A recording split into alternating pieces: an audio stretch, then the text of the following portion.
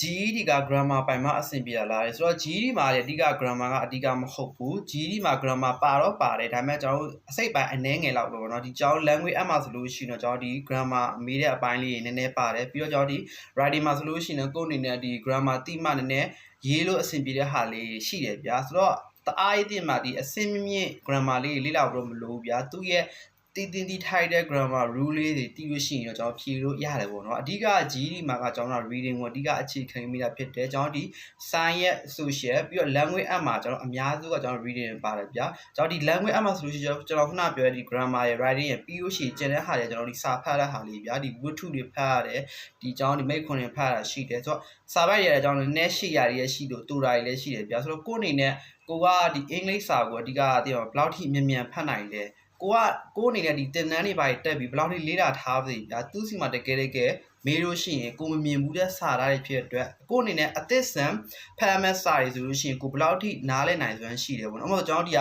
social science ဆိုလို့ရှိရင်ကိုကဥပမာကျွန်တော် science မှာဆိုလို့ရှိရင်ကျွန်တော်ဒီအပင်ကြောင်းတစ်ကြောင်းလေ့လာရတယ်မယ်ဆိုပါစို့အဲ့အပင်ကြောင်းကိုဘယ်လောက်ထိသိနေပါသေးဗျာဆောင်းဝဲမှာကကျွန်တော်အပင်အမျိုးအစားအသစ်ပေါ့နော်ကျွန်တော်အသစ်ကိုထပ်မေးလာမယ်ဆိုလို့ရှိရင်ဒါကိုအနေနဲ့ကိုကတစ်ခါမှမလေ့လာဘူးဗျာဒါပေမဲ့ကိုရဲ့ reading skill အရာကိုဖတ်လိုက်လို့ဘယ်လောက်ထိမြန်နားလည်နိုင်တယ်အဲ့လိုမျိုးနားလည်နိုင်တဲ့ပုံမူတည်ပြီးကျွန်တော်ကအောက်ကပေးရတဲ့မင်းကိုမြန်ဖြည့်နိုင်တယ်ဗျာအဓိကအဲ့အကြောင်းကျွန်တော်က reading လေးကိုမများလေးချင်းမှာစာလေးတစ်နေ့ကို15မိနစ်နဲ့နိုင်ခွဲနဲ့နိုင်သွားဖတ်ပြီးတော့နော်ဒီအင်္ဂလိပ်ရေးရတဲ့စာလေးအများကြီးကျွန်တော် website မှာအများကြီးရှိတယ်ဗျာအဲ့လိုမျိုးများဖတ်လေးချင်းမယ်ဆိုလို့ရှိရင် GED ကအဲ့လောက်ထိကျွန်တော်လေ့လာရတယ်မခက်ဘူးဖြည့်ရတယ်တအားခက်မှာမဟုတ်ဘူး GED မှာကလေးပဲအရွယ်ကနေစပြီးတော့ join လို့ရတယ်ဗျာတဲ့ဆိုတော့ GED မှာလေကျွန်တော်တို့ကဖြည့်မယ်ဆိုလို့ရှိရင်ပေါ့နော်အနည်းဆုံးအသက်16နှစ်ပြည့်ဖို့တော့လိုတယ်ပေါ့နော်အကယ်ကိုအနေနဲ့အသက်16နှစ်မပြည့်ထားရင်တော့မှအနည်းဆုံးအသက်16နှစ်တော့ရှိရမယ်ပေါ့နော်ပြီးတော့အသက်16နှစ်ပြည့်လို့ရှိရင်တော့ကျွန်တော်တို့ကဒီမိဘဒါမှမဟုတ်ရှိအုပ်ထိန်တယောက်ကနေပြီးတော့ဒီ form တင်ပြီးတော့အဖြည့်ခိုင်းလို့ရတယ်ပေါ့နော်ဆိုတော့အဲ့လိုမျိုးလုပ်လို့ရတယ်အနည်းဆုံးတော့ကိုအနေနဲ့အသက်16နှစ်တော့ပြည့်ထားမှာပေါ့နော်ဟိုစပြီးလေးလာလို့ရတဲ့အသက်အရွယ်ကတော့တို့သတ်မှတ်ထားတာမရှိဘူးကိုကြိုက်တဲ့အသက်အရွယ်ပေါ့နော်အကယ်ကိုက15နှစ်14နှစ်ဆိုလို့ရှိရင်လည်းစပြီးလေ့လာလို့ရတယ်ဒါပေမဲ့ကိုက GED ဖြည့်တော့မဲ့အချိန်မှာပေါ့နော်အနည်းဆုံးအသက်16နှစ်တော့ပြည့်ထားရမယ်ဗျာအစတော့တို့ကအသက်16နှစ်နဲ့ကတ်ထားဒါပေမဲ့နောက်ပိုင်းသိရမလို့အသက်16နှစ်ရှိရလူတွေဝင်ဖြည့်မှာများတော့လေဒီ16နှစ်ကိုပေါ့နော်အကယ်ဖြည့်ချင်တယ်ဆိုလို့ရှိရင်မိဘလက်မှတ်ထိုး fountain သူတို့က approve ရလို့ရှိရင်16နှစ်နဲ့ဖြည့်လို့ရတယ်ပေါ့နော်ဆိုတော့လေးလာတော့ကိုနေရသိရမလားအသက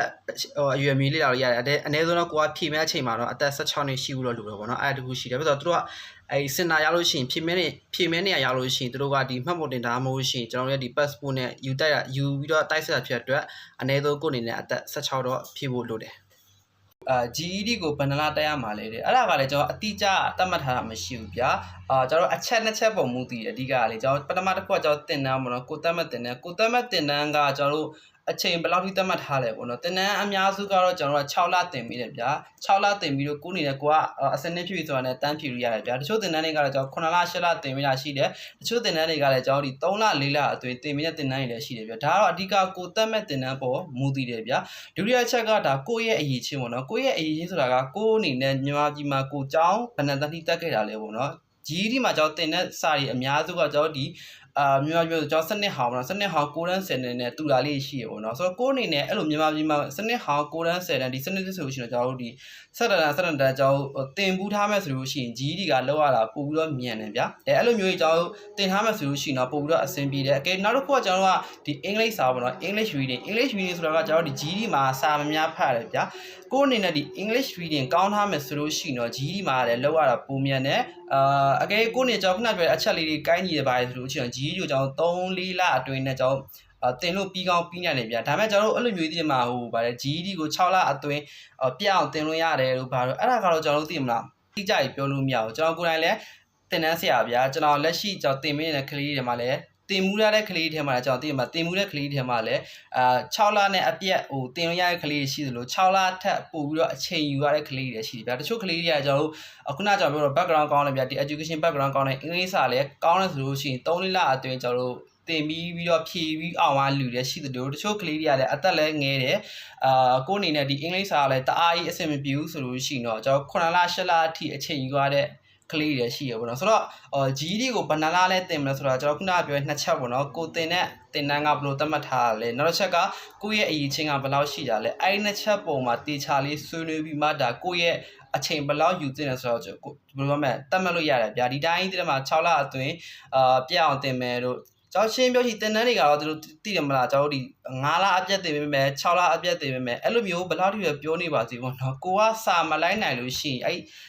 ဘယ်လောက်ထိပဲအပြက်တင်နေပါသေးပေါ့နော်ကိုအတွက်တော့အကျိုးမရှိဘူးဗျာအဓိကတော့ကိုနဲ့ကိုက်ညီမဲ့တင်တန်းကိုရှာပြီးတော့ခုနပြောလို့ကိုရဲ့စာလုံးပုံစာလုံးနီးပေါ့နော်ကိုအခြေခံဘယ်လောက်ရှိတယ်ပြီးတော့ကိုကစာကိုလည်းဘယ်လောက်ထိလုပ်လဲပေါ့နော်ကိုစာလုပ်တဲ့ပုံမူတည်ပြီးတော့လည်း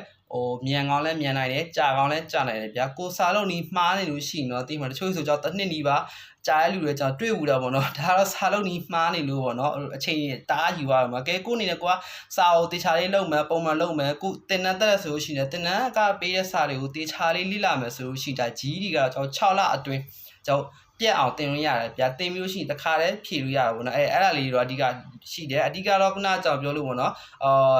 ကျောင်းသားတယောက်ကိုဘဏ္ဍာလအတွင်းတင်လို့ရပါတယ်ဘဏ္ဍာလအတွင်းတင်ပေးမှာမယ်ဆိုတော့အဲ့လိုမျိုးအတိအကျမရှိဘူးကျွန်တော်ခုနပြောတဲ့အချက်လေးတွေပုံမူတည်ပြီးတော့တယောက်နဲ့တယောက်ကကွာခြားမှုတော့ရှိပါတယ်